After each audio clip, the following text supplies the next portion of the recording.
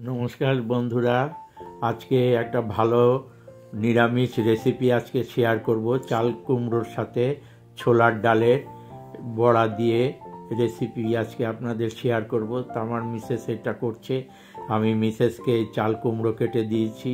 এই চাল কুমড়োটাকে ছুলে ভালো করে কেটে ধুয়ে দিয়েছি, সমস্ত উপকরণ সব রেডি করে দিয়েছি। দেখুন, কটা লঙ্কাও ধুয়ে চিড়ে দিয়ে রেখেছি। আর এই ডালটাও আমি পেস্ট করে দেবো। হ্যাঁ, এই ডালটা আলুও ধোয়া।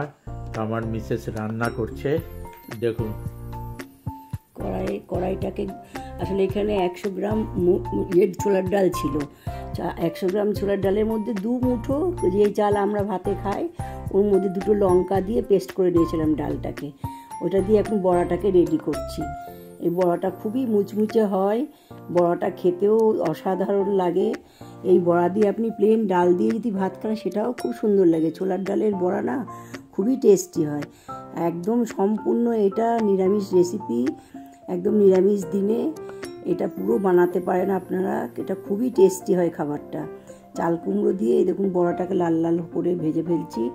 চাল কুমড়ো দিয়ে এই ছোলার ডালের রেসিপিটা আপনারা ট্রাই করে দেখবেন, খুব সুস্বাদু খেতে হয়। বেশি মশলাপাতিই লাগে না, আর কোনো ঝামেলাই নেই।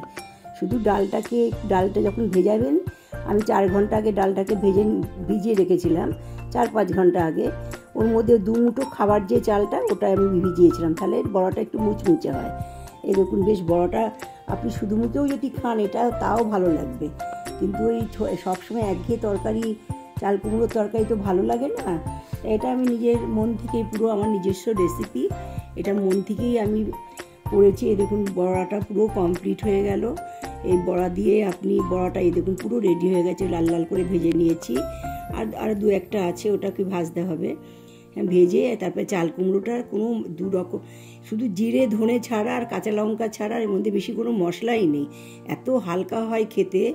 একটা অসুস্থ মানুষও এরকম যদি খেয়ে দেখেন, এটা করলে তাহলে খুবই সুন্দর লাগবে খেতে। আর খেতে অসাধারণ হয়, অসাধারণ। একবার হলেও আপনারা এটা ট্রাই করে দেখবেন, খুব টেস্টি হয় খেতে। একটু শুধু তরকারিটা, একটু আলুটা, আর আমি যখন আলুটাকে ভাজবো তখন দেখবেন আলুটাকে পুরো লাল করে ভাজবো। এই বড়াটা হয়েই গেল, আর একটু বাকি রয়েছে। বড়াটাকে একটু ভালো করেই ভাজতে হবে। দেখুন, একটু সাদা জিরে দিলাম তেলের মধ্যে, একদম সামান্য তেলেই আমি করছি। এমনিও আমি বেশি মশলা তেল দিই না, অল্প তেলেই করি।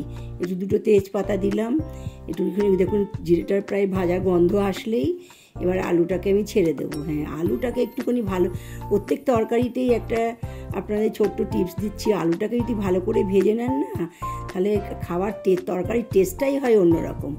আমি আলুটাকে খুব ভালো করে একটু সামান্য লবণ দিলাম, দিয়ে একটুখানি আলুটাকে আমরা ভেজে নেব। এটা ভেজে নিয়ে পুরো লাল লাল করেই ভাজবো আলুটা।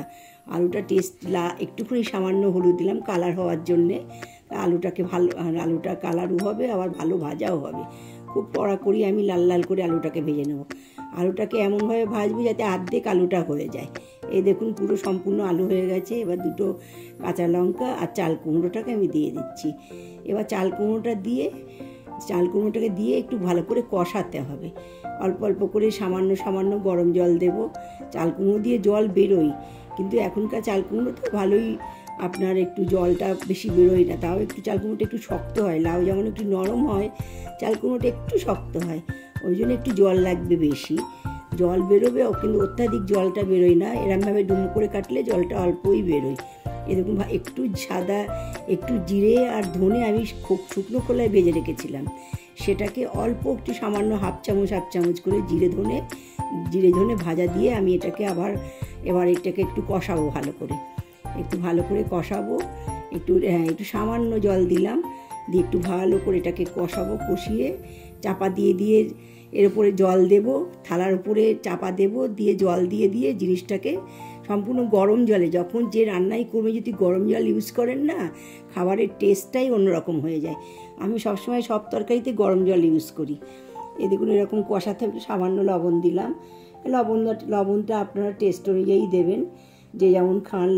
লবণটা আপনার নিজের টেস্ট। আমি মাত্র এই লঙ্কাগুলো খুব ঝাল, ওই জন্যে মাত্র 2টো লঙ্কা দিয়েছি। এতেই প্রচণ্ড পরিমাণে ঝাল। এমনি চাল কুমড়ো লাউয়ে বেশি লঙ্কা লাগে না, অল্প ঝালেই এটা হয়ে যায়। এই যে ভালো করে আমি কষাবো, চাপা দেবো। আর এর মধ্যে দেখুন থালার উপরেই আমি একটু জল ঢেলে দেবো। এই জলটাকে আমি আলাদা করে কোনো জল গরম করি না, জল গরমটা থালার উপরে দিয়ে দিয়ে জল গরমটা করি, যেই গরম হয় তখন আবার ওটাকে আমি ঢেলে দিই সবজিটার মধ্যে। প্রত্যেকটা সবজিতেই আমি গরম জল করে আলাদা করে রাখি, তাহলে এই তরকারির টেস্টটাই হয় অন্যরকম। এই যে গরম জল হচ্ছে, এই গরম জলটা দেখবেন আমি আবার ঢেলে দিলাম। এইভাবে কারণ চাল কুমড়োটা একটু শক্ত, তো ওটা একটু সিদ্ধ হতে টাইম লাগবে। আলুটা ভেজে নিয়েছিলাম, আলুটা ভেজে নিলে টেস্টটা হবে খুব ভালো। যখনই যে তরকারি করবেন আপনারা একটু আলুটাকে আগের থেকে ভেজে নেন। আমি সবসময় তাই করি, একটু আলুটাকে ভেজে আলাদা সবসময় তুলে রাখি।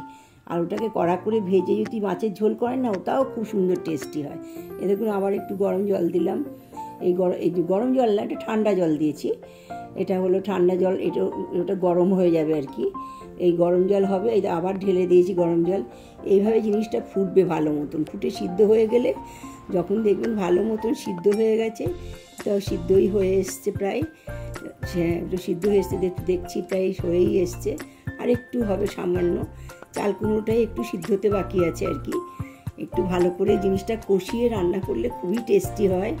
আপনারা অবশ্যই করে খেয়ে দেখবেন, জিনিসটা খুব টেস্টি হয় খেতে। চাল কুমড়ো আর এটা সিদ্ধ হচ্ছে, আর হ্যাঁ এটা হয়েই আসছে প্রায়।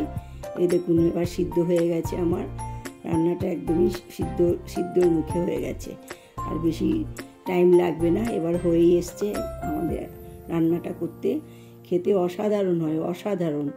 আপনারা অবশ্যই একবার এটা ট্রাই করবেন, খেতে খুব সুন্দর। এই দেখুন আমি আবার একটু জিরে গুঁড়ো আর ধনের গুঁড়োটা আমি আবার দেবো একটু নামানোর আগে, তাহলে এটা তরকারি ফ্লেভারটা খুব সুন্দর হয়। এদের জিরে গুঁড়ো আমি ধনে গুঁড়ো আবার একটু দিলাম, আগে একটু দিয়েছিলাম হাফ চামচ করে, এখন আবার হাফ চামচ দিলাম।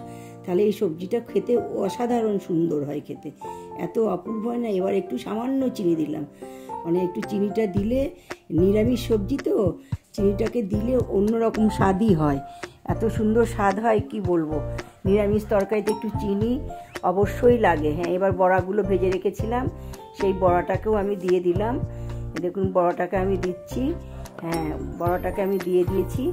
এবার এই হয়েই এসছে তরকারি, বড়াটা আমি সবার শেষে দিলাম যাতে না ভেঙে যায়, ওই জন্য আমি ওপর দিয়ে বড়াটাকে দিয়ে দিয়েছি।